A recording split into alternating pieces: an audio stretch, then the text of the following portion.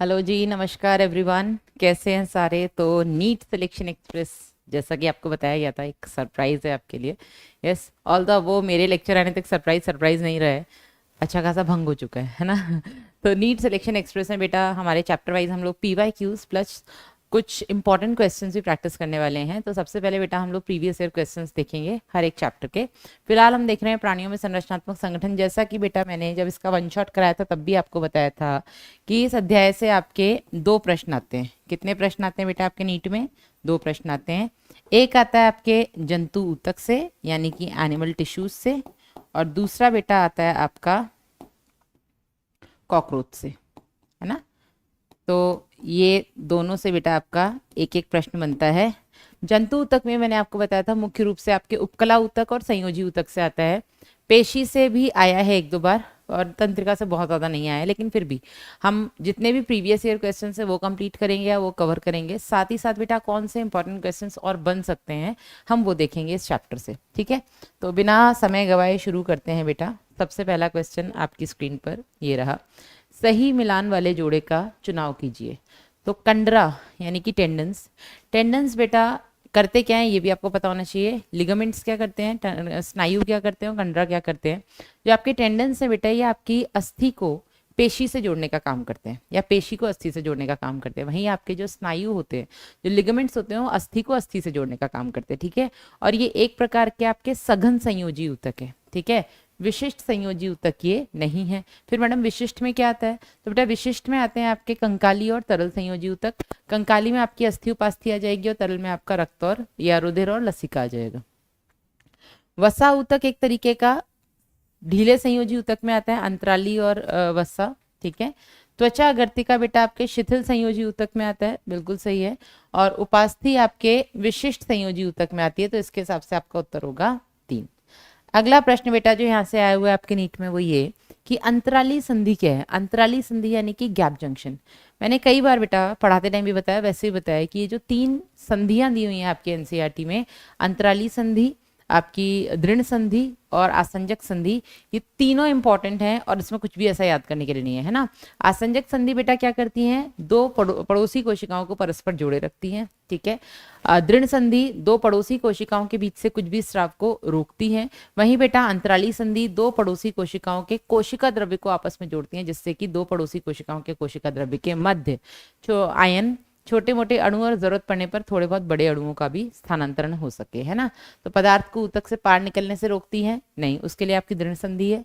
संलग्न कोशिकाओं को परस्पर जोड़े रखने के लिए बेटा आपकी आसंजक संधि है। संलग्न कोशिकाओं के बीच संप्रेषण में मदद करने के लिए कोशिका द्रव्य को जोड़े रखना, ताकि आयन, छोटे अणु और कुछ बड़े अणु तीव्र गति से स्थानांतरित हो सकें, और दो कोशिकाओं को पृथक रखने के लिए नहीं। तो आपका उत्तर हो जाएगा बेटा 3। अगला प्रश्न है आपका, निम्न ऊतकों का उनके स्थान से सही मिलान कीजिए कि कौन सा ऊतक कहाँ पाया जाता है। तो चिकनी पेशी बेटा आंत की भित्ति, आंत आपका एक अंग है ना। तो चिकनी पेशियों को हम अंतरंग पेशियां भी कहते हैं क्योंकि अंगों में पाई जाती है, तो सही है। अंतराली अवस्था बेटा कंडरा में नहीं पाई जाती है ना। यहाँ पर तो आपके सघन संयोजी ऊतक का ये उदाहरण है। संक्रमण उपकला नाक के टिप पर नहीं पाई जाती है। नाक के टिप पर बेटा आपकी उपास्थि कार्टिलेज पाई जाती है ना। संक्रमण उपकला आपकी बेटा पाई जाती है मूत्राशय में, है ना, ट्रांजिशनल एपिथेलियम, जो कि ट्रांजिट करती है मूत्राशय के आयतन को कम और ज्यादा कर सकती है। घनाकार उपकला आमाशय की भित्ति में नहीं पाई जाती है। आमाशय की भित्ति में बेटा पाई जाती है स्तंभाकार। तो इसका उत्तर हो जाएगा आपका 1। अगला, पक्षमाभि उपकला कोशिकाओं की आवश्यकता कणों या श्लेष्मा को एक विशिष्ट दिशा में संवहन के लिए होती है। मनुष्य के शरीर में ये कोशिकाएं मुख्यतः कहाँ पाई जाती हैं? बताया है, बहुत बार आया हुआ है क्वेश्चन, इंपॉर्टेंट, बहुत इंपॉर्टेंट है। तो पक्षमाभि कोशिकाएं बेटा ये पाई जाती हैं आपकी अंडवाहिनी में, जिसको हम बोलते हैं फेलोपियन नलिका, और बेटा ये पाई जाती है आपकी श्वासनाल में, है ना। यूस्टेकिया नलिका में नहीं पाई जाती है, श्वसनिकाओं और फेलोपियन नलिका में, पित्त नलिका में नहीं पाई जाती है, फेलोपियन और अग्नाशय में नहीं पाई जाती है। तो उत्तर हो जाएगा आपका 2।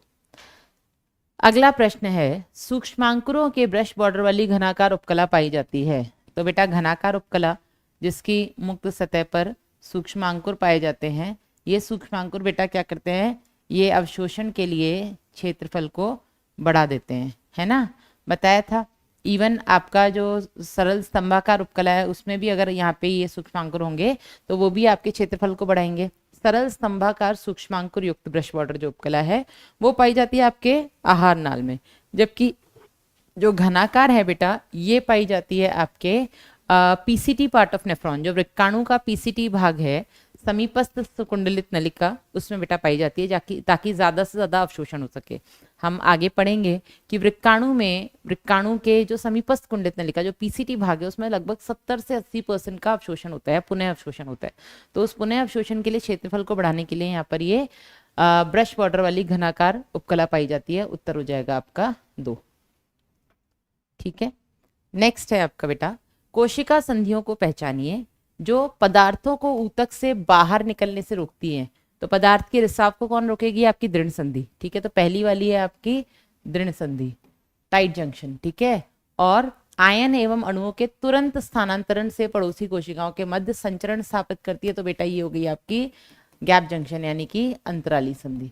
तो दृढ़ और अंतराली, दृढ़ और अंतराली, अंतराली और दृढ़ नहीं लगाएंगे क्योंकि जिस क्रम में ऊपर पूछा गया उसी क्रम में आप उत्तर देंगे। उत्तर हो जाएगा आपका 3।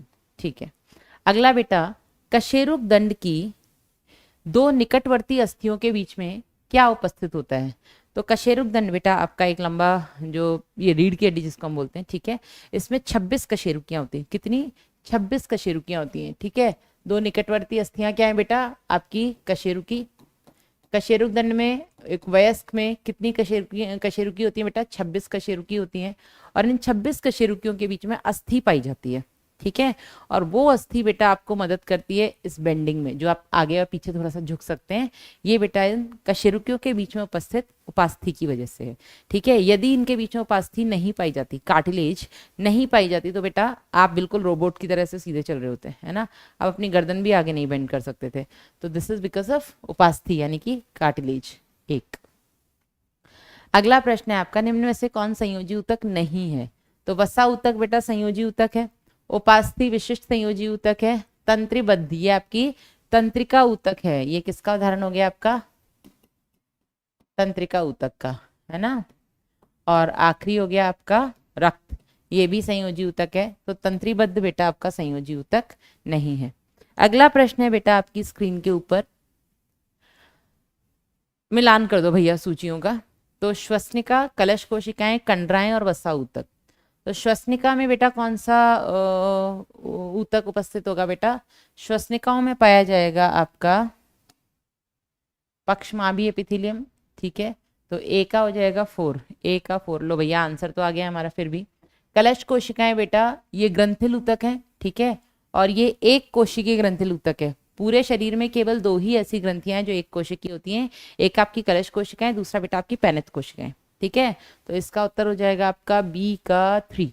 यस, नेक्स्ट कंडराएं बेटा आपके सघन नियमित संयोजी ऊतक का उदाहरण है, सी का 1, और वसा ऊतक बेटा आपका ढीला संयोजी ऊतक का उदाहरण है, अंतराली और वसा यानी कि डी का 2। ठीक है, उत्तर हो जाएगा बेटा आपका 4। ठीक है, चलिए आगे बढ़ते हैं। नेक्स्ट इज तिलचट्टे के शरीर से पृष्ठक, अधरक और पार्श्वक किससे जुड़े होते हैं? तो बेटा तिलचट्टे के पूरे शरीर पे काइटिन का बाह्य कंकाल होता है, पढ़ा था हमने। ये काइटिन के बाह्य कंकाल पट्टियों के रूप में उसके शरीर पर उपस्थित होते हैं। ऊपरी भाग में उनको पृष्ठक बोलते हैं, निचले भाग में जिसको हम अधरक बोलते हैं, और साइड में जिनको हम पार्श्वक बोलते हैं। और ये तीनों बेटा आपस में आर्थ्रोडियल झिल्ली या आर्थ्रोडियल मेम्ब्रेन से जुड़े होते हैं, जिसको बेटा हम संधिकारी झिल्ली बोलते हैं। उत्तर हो जाएगा आपका 2। ठीक है, नेक्स्ट इज तिलचट्टे की शरीर कोशिकाएं अपने नाइट्रोजनी अपशिष्ट को हीमोलिम्फ में प्रधान रूप से पोटेशियम यूरेट के रूप में डालती हैं। ठीक है, इसका उत्तर हो जाएगा आपका 3। नेक्स्ट, निम्न में से कौन सा लक्षण पेरीप्लेनेटा अमेरिकाना के संदर्भ में सही नहीं है? तो बेटा ये थोड़ा सा आपकी एनसीईआरटी से बाहर से आया था, लेकिन ये आया था 2016 में। ठीक है, अब यहाँ पे एनसीईआरटी से बाहर आपसे क्वेश्चन नहीं पूछे जाते हैं, फिर भी पूछा है तो यहाँ पे डिस्कस करना जरूरी है। जब बेटा हम देह गुहा पढ़ते हैं आपके उसमें कौन सा चैप्टर है आपका? जंतु जगत में, है ना, या प्राणी जगत में। तो देह गुहा के आधार पर बेटा हमने किस तरीके से बांटा है? अगुह्य, कूटगुह्य और वास्तविक गुह्य। तो अगुह्य बेटा ये वो होते हैं जिनमें 3 जर्म स्तर तो पाए जाते हैं, बाह्य चर्म, मध्य चर्म, अंतःचर्म, लेकिन उनमें मध्य चर्म में प्रॉपर आपको एक गुहा देखने को नहीं मिलती है, तो वो अगुह्य हो जाते हैं। और सबसे पहले त्रिजर्म वाले कौन से, 3 जर्म वाले कौन से हैं बेटा, आपके प्लेटिहेलमिन्थस। तो प्लेटिहेलमिन्थस आपके अगुह्य हैं। उसके बाद आते हैं आपके बेटा एस्केलमेंथस, जो कि कूटगुही है, उनमें गुहा तो होती है लेकिन उसमें जो मध्य चर्म होती है वो कुछ पैचेस के छोटे छोटे थक्के के रूप में उपस्थित होती है, ठीक है। तो उनके बीच की गुहा होती है जो कि वास्तविक गुहा नहीं है। अब मैडम वास्तविक गुहा क्या होती है, तो वास्तविक गुहा बेटा वो गुहा है जिसके आगे पीछे दोनों तरफ एक प्रॉपर मीजोडर्म या मध्य चर्म उपस्थित हो, है ना। अब ये जो वास्तविक गुहा वाले होते हैं बेटा, जो कि हैं आपके एनिलिडा से कॉर्डेटा तक, इनको भी हमने 2 तरीके से विभाजित किया है, शाइजोसिलोम और एंटेरोसिलोम, जिसमें एंटेरोसिलोम है आपके आखिरी के 3, यानी कि कॉर्डेटा, हेमिकॉर्डेटा और एकाइनोडर्मेटा, जबकि आपके एनिलिडा, आर्थ्रोपोडा और मोलस्का ये बेटा शाइजोसिलोम दर्शाते हैं। ये अब नहीं पढ़ाया जाता है, हम फिर भी कभी कभी जो ईयर लॉन्ग क्लास होती है उसमें बेटा मैं पढ़ाती हूँ, क्रैश कोर्स में हम नहीं पढ़ाते हैं, ठीक है। तो देह गुहा इनमें शाइजोसिलोम होती है, बिल्कुल होती है। भ्रूणीय परिवर्धन के दौरान, अब ये बेटा हम परिवर्धन भी अब इन्हें नहीं पढ़ाते हैं, ठीक है। बाह्य कंकाल काइटिन का बना होता है, और काइटिन बेटा आपके एन एसिटाइल ग्लूकोसामीन की का पॉलीमर है, ठीक है, उसका बहुलक है, तो ये भी सही है।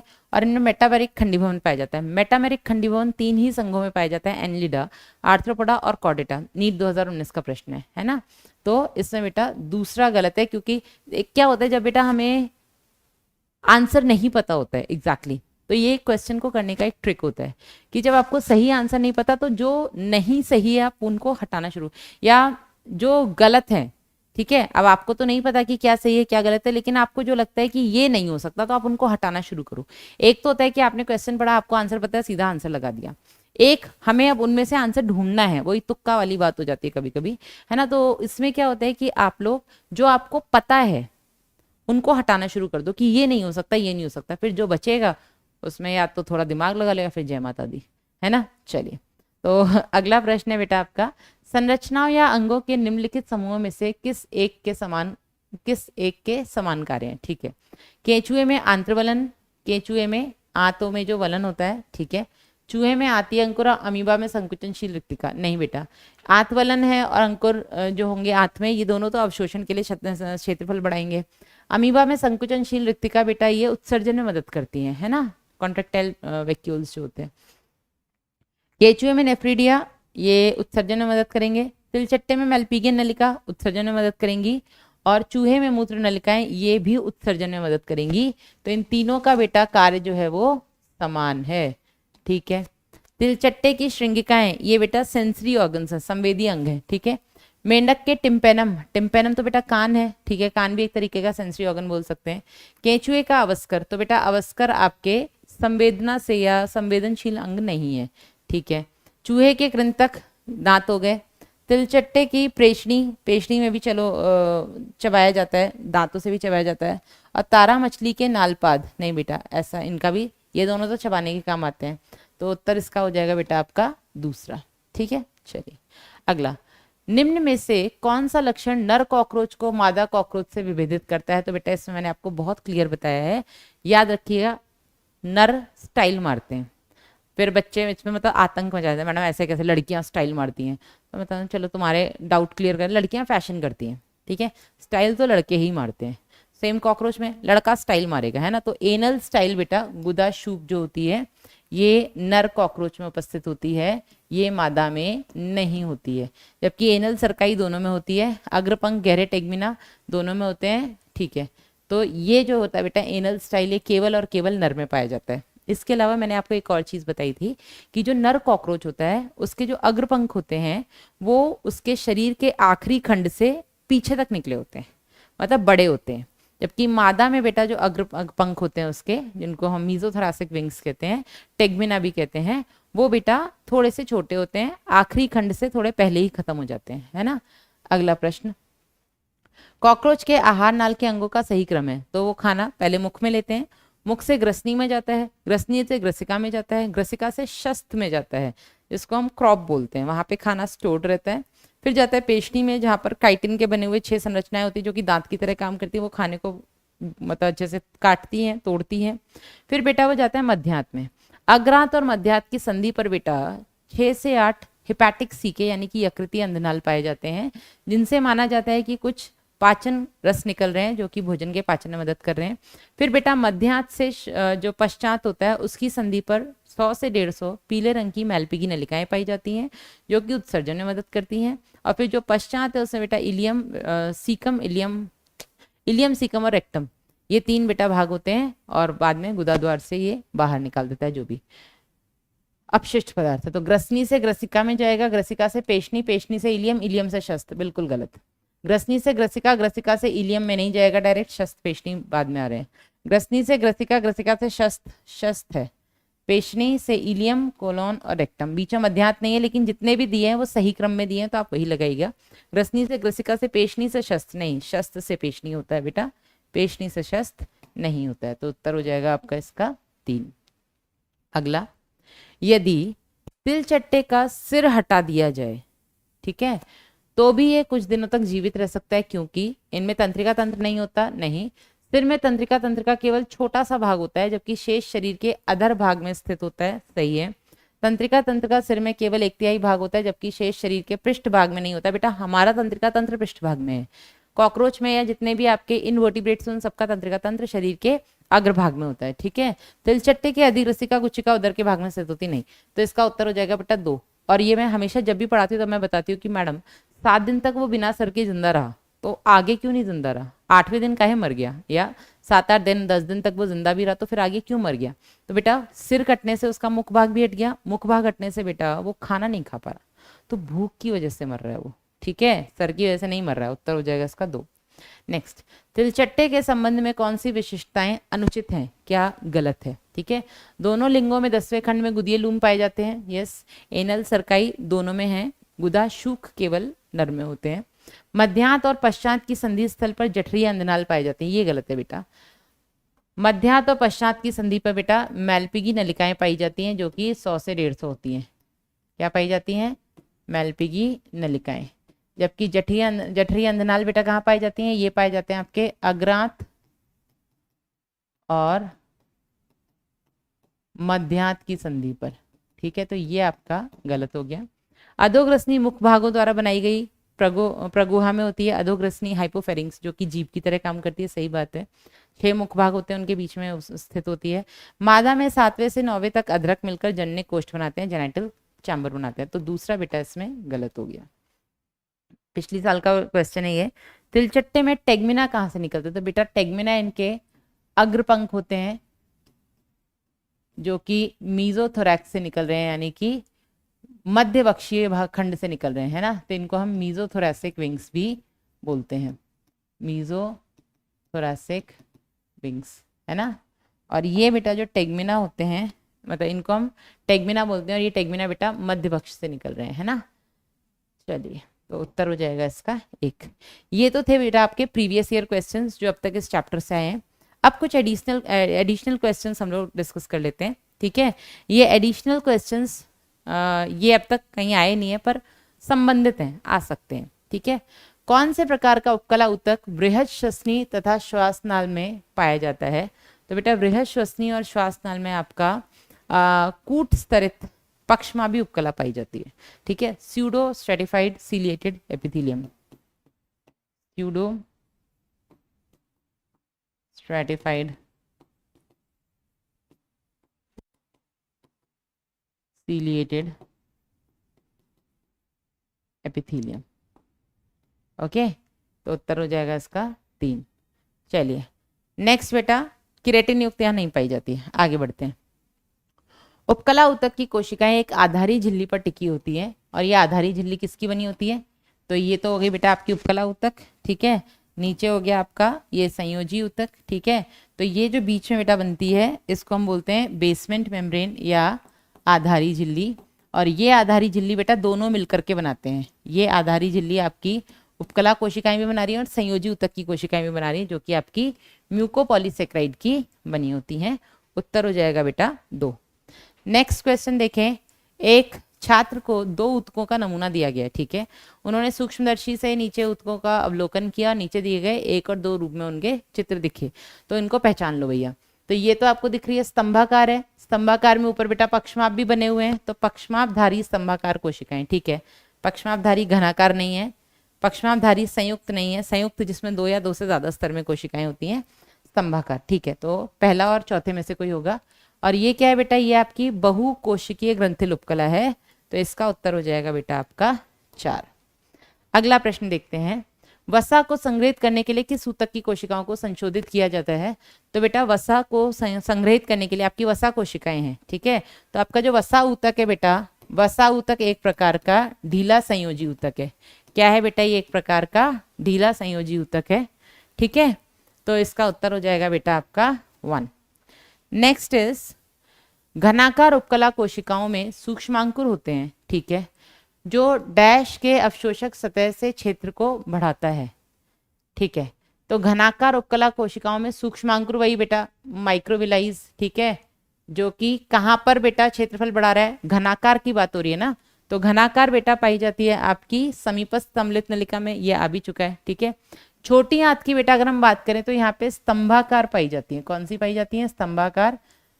यहाँ पे घनाकार नहीं पाई जाती। यहाँ पे घनाकार पूछा गया है तो उत्तर हो जाएगा आपका 3, ठीक है। चलिए नेक्स्ट इज, पेवमेंट उपकला का दूसरा नाम है। तो बेटा पेवमेंट उपकला आपकी सरल छल की उपकला जिसमें इरेगुलर बाउंड्रीज होती हैं, अनियमित इसके किनारे होते हैं, ठीक है। टाइल की तरह दिखाई देती हैं, इसलिए हम इनको पेवमेंट उपकला बोलते हैं। क्योंकि बेटा इसकी जो किनारी होती है इरेगुलर, ये लहर जैसी दिखाई देती है, तो इसको हम टेसिलेटेड उपकला भी कहते हैं। तो ये आपकी सरल छल की उपकला का दूसरा नाम है। उत्तर हो जाएगा आपका 3, ठीक है। नेक्स्ट इज, नीचे दिए गए ऊतक के प्रकार के बारे में कुछ कथन दिए गए हैं। तो बेटा ये आपका मल्टी लेयर्ड है ना, मतलब ये आपका संयुक्त उपकला है। ये किसके बारे में बात हो रही है? चित्र देखा जाए तो बेटा ये आपकी संयुक्त उपकला के बारे में बात हो रही है, जिसमें कोशिकाएं 2 या 2 से ज्यादा परत में उपस्थित हैं। तो यह ऊतक श्रावण तथा अवशोषण में सीमित भूमिका निभाते हैं। सही बात है, इनका मेन काम बेटा प्रोटेक्शन देना होता है, मल्टी लेयर्ड का, स्किन में प्रेजेंट है, ठीक है। तो श्रावण और अवशोषण में इनकी कुछ खास इनका रोल है नहीं। यह मुख्य रूप से विसरण सीमा के निर्माण में शामिल है। विसरण में बेटा इनका कोई रोल नहीं है, ठीक है। रक्त वाहिकाओं के आस्तर में उपस्थित, तो रक्त वाहिकाओं के आस्तर में बेटा आपकी सरल छल की या सरल जो उपकला है वो उपस्थित होती है, संयुक्त नहीं होती है। केवल सबसे निचली कोशिका परत आधारित झिल्ली के संपर्क में होती है। सही बात है, ये वाली बेटा बेसन मेम्ब्रेन के संपर्क में होगी, बाकी की कोशिकाएं बेसन मेम्ब्रेन से दूर हैं। तो ये 2 सही हैं। तो कितने कथन गलत हैं? तो बेटा ये 2 गलत हैं, दूसरा और तीसरा, तो 2। उत्तर हो जाएगा आपका 2। नेक्स्ट इज, वयस्क मनुष्यों में अस्थियां हीमोपोएटिक अंग है, ठीक है। वयस्क मनुष्यों में बेटा जो अस्थियां होती हैं, जो लंबी अस्थियां होती हैं बेटा, वो हीमोपोएटिक मतलब यहाँ पे रुधिर बनता है, ठीक है। ये आपका रेड बोन मैरो हो गया, बीच में आपका येलो बोन मैरो हो गया, है ना। यहाँ पे आपकी रुधिर बन रहे हैं, तो इसको हम हीमोपोएटिक अंग बोल देते हैं। और ये किसका एक प्रकार है? तो बेटा अस्थि की अगर हम बात करें तो ये आपके विशिष्ट संयोजी ऊतक में आपके कंकाली संयोजी ऊतक का प्रकार है ना। तो उत्तर हो जाएगा आपका 3। तरल नहीं है, एरियोलर नहीं है, वसा नहीं है, ठीक है। नेक्स्ट चित्र दिया हुआ है, और ये जब मैंने पढ़ा था तब भी मैंने कहा था ये इंपॉर्टेंट है, ठीक है। आपको ABCD को पहचानना है। तो इसमें बहुत क्लियर जो आप देख सकते हैं वो है बेटा आपका B। ये B बेटा आपकी तंतुकोरक कोशिकाएं हैं, जिनको हम फाइब्रोब्लास्ट बोलते हैं, जो कि फाइबर्स का निर्माण करें। और किसका निर्माण करें? कोलेजन का। तो B तंतुकोरक है और C आपके कोलेजन फाइबर्स हैं। तो B आपकी तंतुकोरक है, C कोलेजन है। आंसर अपना आ गया है A, ठीक है। A बृहद भक्षाणु कोशिकाएं मैक्रोफेजेस, और D आपकी मास्ट कोशिकाएं हैं। तो उत्तर हो जाएगा बेटा आपका 1। मास्ट कोशिकाएं 3 चीजें स्रावित करती हैं, हिपैरिन, सेरोटोनिन, हिस्टामिन। काम बताए थे, हिपैरिन प्रतिस्कंदक है, रक्त को जमने से रोकता है। हिस्टामिन वाहिनी को फैलाता है, ठीक है, वाहिनी फैलावक है। और जो आपके सेरोटोनिन है वो वाहिनी का संकुचन कराता है, ठीक है। बृहद भक्षाणु है तो बेटा ये आपके मोनोसाइट से मिलकर बनती है, जो कि एक तरीके की WBC है, और ये भक्षण करने का काम करती है। तो उत्तर हो गया 1। चलिए नेक्स्ट, सही कथन। मैं साथ साथ कुछ एक्स्ट्रा भी बताती जा रही हूँ ताकि कुछ उससे एडिशनल क्वेश्चन भी आए तो वो भी आप लोगों से बन जाए, ठीक है। तो सही कथन को चुनिए। एरियोलर ऊतक ढीले संयोजी ऊतक है। सही बात है। कंडरा विशिष्ट नहीं है भैया, ये सघन संयोजी ऊतक का प्रकार है। उपास्थि विशिष्ट संयोजी ऊतक में कंकाली का है प्रकार। वसा ऊतक घने नहीं है, ये भी ढीले हैं। तो आंसर हो जाएगा आपका 1। सही चुनना था ना, ठीक है। नेक्स्ट, सही विकल्प चुनिए जिसमें अस्थियों के लिए सही कथन है। अस्थियों के लिए सही कथन आपको चुनना है। तो अस्थियां कठोर तथा गैर लचीली भरण पदार्थ है, ठीक है, कठोर होती हैं और इनमें फ्लेक्सिबिलिटी नहीं होती है, सही बात है। अस्थियां या अस्थियों की आधात्री यानी मैट्रिक्स कैल्शियम लवण में प्रचुर होती है और कोलेजन रेशे से मुक्त होती है, ठीक है, इसमें कैल्शियम काफी ज्यादा होता है। कुछ अस्थियों में अस्थि मज्जा रक्त कोशिकाओं के उत्पादन का स्थल है, बिल्कुल सही बात है। और एक मिनट रुकना, अस्थियों की, एक मिनट, कोलेजन फाइबर्स कैसे नहीं है इसमें, रुको, सेकंड वाले में गड़बड़ है। अस्थियों की आधात्री कैल्शियम लवण में प्रचुर होती है और कोलेजन रेशे से मुक्त होती है, ये गलत है बेटा, इसमें कोलेजन रेशे उपस्थित होते हैं, फाइबर्स होते हैं इसमें, ठीक है। फिर अस्थि विशिष्टीकृत संयोजी ऊतक का प्रकार है, ठीक है, विशिष्टीकृत में भी कंकाली संयोजी ऊतक का प्रकार है। तो आपके सही कथन कौन से हैं, तो एक ए सी डी, ये रहा बेटा, उत्तर हो गया आपका सेकंड। चलिए नेक्स्ट, चित्र दिया हुआ है वसा ऊतक का, आपकी एनसीईआरटी में बेटा ये चित्र दिया हुआ है, ठीक है। इसमें ये वसा कोशिकाओं का समूह दिखा है जो कि वसा ऊतक बनाते हैं। तो आपको ए बी सी को पहचानना है। तो ए तो बेटा ये बीच में जहाँ पे वसा भरा हुआ है, तो ए वसा संचय क्षेत्र हो गया, ठीक है, ठीक है। बी बेटा आपका केंद्रक हो गया, केंद्रक, अच्छा इसमें नहीं है ना, अच्छा इसमें मांस कोशिकाएं, केंद्रक, ठीक है। और सी प्लाज्मा झिल्ली हो गई, तो उत्तर हो गया आपका इसका 4। नेक्स्ट, निम्न में से कौन सा कथन संयोजी ऊतक के संदर्भ में सही नहीं है? संयोजी ऊतक के संदर्भ में सही नहीं है। हमेशा बेटा क्वेश्चन में क्या पूछा रहा है, अंडरलाइन कर लो, क्योंकि अक्सर नाम सही है, सही नहीं है, गलत नहीं है, गलत है, यहाँ पे हम गड़बड़ कर देते हैं। मैं बात, अरे मैडम सिली मिस्टेक, हमने क्वेश्चन ही गलत पढ़ा, तो उसको आप अंडरलाइन कर देंगे ना, तो आप गलती करने के चांसेस थोड़े कम हो जाते हैं। नेक्स्ट, संयोजी ऊतक के संदर्भ में सही नहीं है। ये जटिल प्राणियों के शरीर में सबसे प्रचुर मात्रा में तथा व्यापक रूप से वितरित होते हैं, ठीक है, मोस्ट वाइड स्प्रेड, और सबसे ज्यादा अबंडेंट होते हैं, सबसे ज्यादा इनकी मात्रा होती है, ठीक है। यह अन्य ऊतकों को जोड़ना तथा समर्थन करते हैं, ठीक है, नाम ही इनका संयोजी है तो इनका काम संयोजन होता है, जोड़ना, ठीक है। इनमें विभिन्न ऊतक जैसे कि अस्थियां, उपास्थि, विशिष्ट संयोजी ऊतक में कंकाली, कंडरा, वसा, ये आपके प्रॉपर कनेक्टिव टिश्यू प्रॉपर में आ गया, ये सघन, ये ढीले, और अन्य ढीले संयोजी ऊतक शामिल है, बिल्कुल सही है। ये कई अंगों के ऊतकों की आंतरिक तथा बाहरी परत बनाते हैं, नहीं, आंतरिक और बाहरी परत तो ये नहीं बनाते हैं। आंतरिक और बाहरी परत बेटा कौन बनाता है, आपके उपकला ऊतक बनाते हैं, संयोजी ऊतक नहीं बनाते हैं। रक्त एक तरल संयोजी ऊतक का उदाहरण है, बिल्कुल सही है। तो आपको क्या देखना था, कौन सा सही संदर्भ में सही नहीं है, तो केवल 4 बेटा सही नहीं है, बाकी तो सही है, ठीक है, केवल 5। आंसर हो जाएगा आपका 1। नेक्स्ट, उस विकल्प का चयन करें जो चित्र में दर्शाए ऊतक को सही तरीके से, तो बेटा ये आपकी हृदय पेशी है, कौन सी है ये आपकी हृदय पेशी है, हृदय में पाई जाती है, बेलनाकार है, शाखित है, रेखित है, तो और अनैच्छिक है। दिल मेरी ना सुने, दिल की मैं ना सुनूं, है ना, यही ना सुनता हमारी। तो ये ऐच्छिक तो बिल्कुल नहीं है, ये गलत हो गया, ये भी गलत हो गया। अनैच्छिक पेशी है, शाखित है, और अंतर्विष्ट डिस्क बेटा इसमें पाए जाते हैं, ये यहाँ पे गैप जंक्शंस पाए जाते हैं, ठीक है, अंतराली संधि। अनैच्छिक जो तंतरकु रूपी बिल्कुल नहीं है, तो इसका उत्तर हो जाएगा बेटा आपका 3।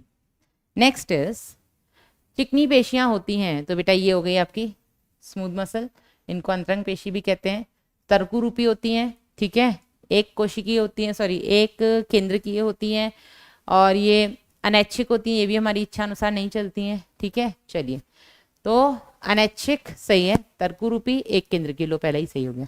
ऐच्छिक नहीं होती, बहुकेंद्र की नहीं होती, बेलनाकार नहीं होती, अनैच्छिक बेलनाकार नहीं होती, रेखित नहीं होती है, ऐच्छिक नहीं होती है तरकु। चलो आंसर अपना आई है एक, चलो तरकु रूपी तो होती हैं, एक केंद्र की होती है। नेक्स्ट, कौन सी संरचनाओं का युग्म तंत्रिका कोशिका को अन्य कोशिकाओं से अलग करती है? तो तंत्रिका कोशिकाओं में ऐसा क्या है जो बाकी कोशिकाओं में नहीं है? तो बेटा इसमें आपका सबसे इंपॉर्टेंट है तंत्रिकाक्ष और द्रुमाक्ष।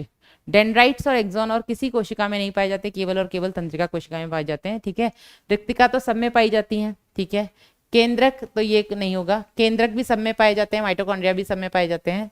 पेरिकैरियोन मतलब, कैरियन मतलब बेटा हो गया आपका केंद्रक, तो केंद्रक के चारों तरफ द्रव्य, और द्रुमाक्ष ये भी सब में पाए जाते, लेकिन द्रुमाक्ष बेटा किसी में नहीं पाए जाते सिवाय इसके, है ना। कशाबिका और मेडलरी अच्छद नहीं, तो आपका उत्तर हो जाएगा बेटा इसका 3। नेक्स्ट, निसिल कणिकाएं उपस्थित होती हैं, तो बेटा निसिल कणिकाएं पाई जाती हैं मुख्य रूप से क्या, ये केवल पाई जाती हैं बेटा आपके द्रुमाक्ष में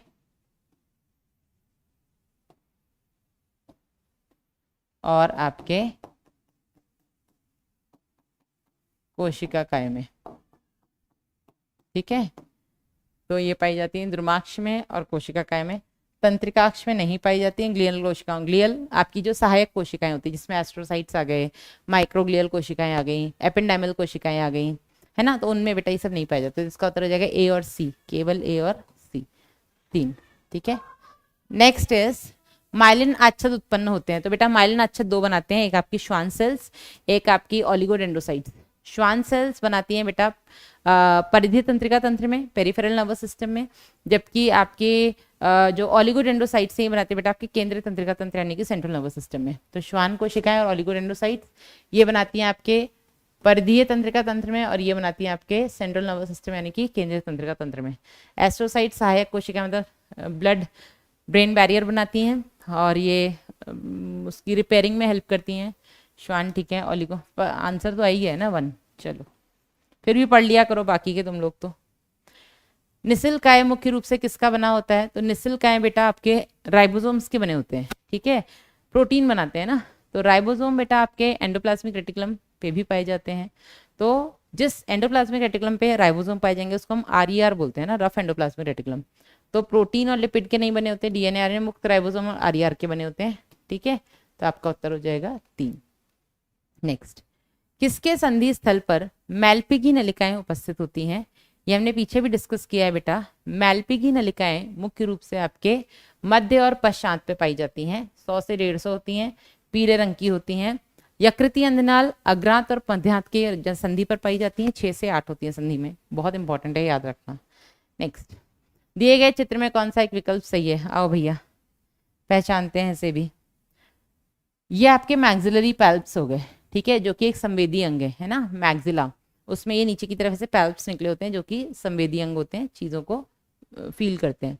ये आपकी हाइपोफेरिंक्स है जो कि जीभ की तरह काम करता है। तो मैक्सिलरी पैल्प है सी, तो सी है, अधोग्रसनी नहीं है, मैक्सिला है। ठीक है, मैंडिबल नहीं है।